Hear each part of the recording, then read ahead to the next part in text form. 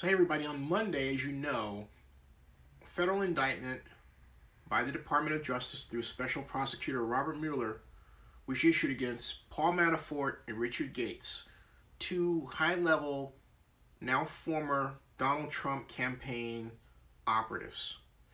Now, the indictments concern money laundering, a total of $75 million, but $18 million money laundered through the United States, and gotten because Manafort and Gates had Ukrainian political operatives as clients who paid for influence, who paid to have policies, if you will, fixed, primarily in the United States. And in turn, Manafort took that money, put it in offshore accounts, and then came back, pull that money from offshore accounts to use it for everything from home improvements to shopping sprees in Beverly Hills. But the indictment did not contain the smoking gun or guns that people were looking for, which is ties to Russian collusion. Right? However, the unsealed complaint and statement against another Donald Trump campaign operative, they say was a volunteer, George Papadopolos, did. It had the Trump campaign name all over it. All over it. And it points to what the document describes as a female Russian national. That's right. A female Russian national. And so basically, that person, that female Russian national, as referred to, all right, is someone who may very well be a woman that was identified in the New Yorker magazine earlier this year on July 11th as Natalia Velenitskaya, all right? That's right. Remember the name, Natalia Velenitskaya. Natalia Velenitskaya is the name of the Russian lawyer who arranged a meeting with both Paul Manafort, Donald Trump Jr., and Jared Kushner. A meeting that Trump Jr. said basically led to nothing.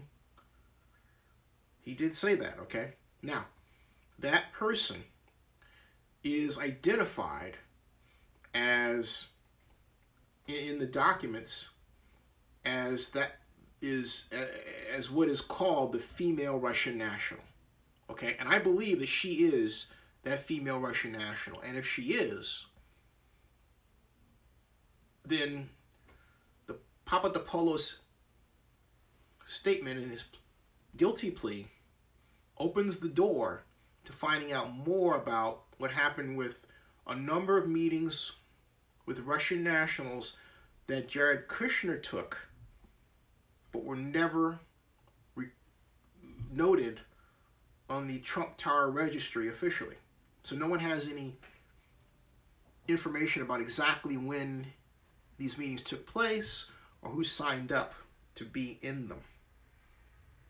That's a huge, huge issue. And what about Natalia and her alleged ties to Vladimir Putin? If it can be proved she had direct ties to Putin, as has been alleged by a number of media outlets, most notably the New Yorker, then what we have basically is a set of foundations that could lead to two charges. And they're not charges that have soft, if you will, sentences with them.